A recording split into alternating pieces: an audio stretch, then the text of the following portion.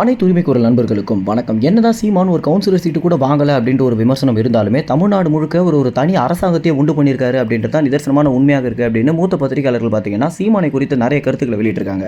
இது குறித்த முழுமையாக இந்த வீடியோவில் பார்க்க போகிறோம், வாங்க பார்க்கலாம். முதல்வருக்கு எந்த அளவுக்கு ஆளுமை இருக்குமோ, எந்த அளவுக்கு மக்கள் அவங்கள ரசிப்பாங்களோ, மக்கள் அவர் வந்தாங்க அப்படின்னா எந்த அளவுக்கு கூட்டத்தை சேர்ப்பாங்களோ அந்த அளவுக்கு பார்த்தீங்கன்னா சீமான் ஆட்சிக்கு வராமலே மக்கள் இடத்துல அதை பண்ணிட்டு வந்துட்டு இருக்காரு அப்படின்னும், குறிப்பாக சீமான் ஒரு இடத்துக்கு வராரு அப்படின்னு சொன்னால் அந்த பகுதியை சுற்றி இருக்கக்கூடிய கிராம மக்கள் கூட சீமானை நேரில் பார்க்குறதுக்கும் சீமானுடைய பேச்சை கேட்குறதுக்கும் அந்த பகுதிகளுக்கு வந்து அந்த இடத்தையே ஒரு திருவிழா மாதிரி மாற்றிட்டு வந்துட்டு இருக்காங்க அப்படின்றத நம்மளால் கண்கூட பார்க்க முடியுது. இதுவே பார்த்தீங்கன்னா ஒரு முதல்வருக்கு உண்டான ஆளுமை தான் அப்படின்னு. இன்னும் சீமான் காரில் வராரு அப்படின்னா அவர் காருக்கு பின்னாடியே தன்னுடைய சொந்த செலவில் பெட்ரோலை போட்டுக்கிட்டு சீமானுடைய பாதுகாப்புக்காக புறப்படுற நிர்வாகிகள் எந்த ஒரு விஷயத்தையுமே எதிர்பார்க்காம சீமானுக்கும் தமிழ் மக்களுக்கும் சேவை பண்ணணும் அப்படின்ற ஒரே விஷயத்திற்காக சீமானோட இணைஞ்சு சேவை பண்ணுறது தான் சீமான் உருவாக்கி இருக்கக்கூடிய அரசாங்கத்திற்கு இன்னும் வலு சேர்க்குது அப்படின்னு தமிழ்நாட்டுடைய மூத்த பத்திரிகையாளர்கள் பார்த்தீங்கன்னா சீமானை குறித்து பல்வேறு கருத்துக்களை சொல்லிட்டு வந்துட்டு இருக்காங்க.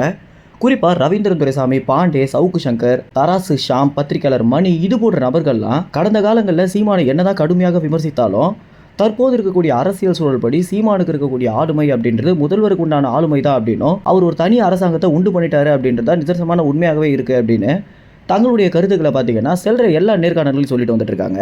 முதல்வருக்கே இல்லாத ஒரு ஆளுமை சீமானுக்கு இருக்குது அப்படின்னு நினைக்கும் போது தான் ஒரு பெரிய ஆச்சரியமாகவே இருக்குது அப்படின்னும், இன்னும் சொல்ல போனால் எம்ஜிஆர் காலத்தில் எம்ஜிஆருக்கு எந்த அளவுக்கு ஆளுமை இருந்துச்சோ அந்த ஆளுமையை சீமான் முதல்வராக ஆகாமலே அந்த ஆளுமை அவர் பெற்றிருக்காரு அப்படின்றது ஆச்சரியமாகவே இருக்குது அப்படின்னும், எம்ஜிஆராவது நடிகனாக இருக்கும்போதே பெரிய மக்கள் கூட்டத்தை சேர்த்த ஒரு ஆள் அப்படின்றதுனால அரசியலுக்கு வந்த பின்னர் அது அப்படியே தொடர்ந்துச்சு. ஆனால் சீமானுக்கு அவர் இயக்குனராக இருந்ததை விட அரசியல்வாதியாக தான் அனைவருக்குமே தெரிய வந்துச்சு. இருந்தாலும் தன்னுடைய தமிழ் பேச்சினாலையும் தமிழ் மேலே உள்ள பற்றுனாலையும் மக்களை இந்த மாதிரி கூட்டம் கூட்டமாக தமிழாக ஒன்று சேர்த்திருக்காரு அப்படின்றதான் ஒரு பெரிய ஆச்சரியமாகவே பார்க்கப்படுது அப்படின்னு சீமானை குறித்து நிறைய பார்த்தீங்கன்னா புகழ ஆரம்பிச்சிருக்காங்க.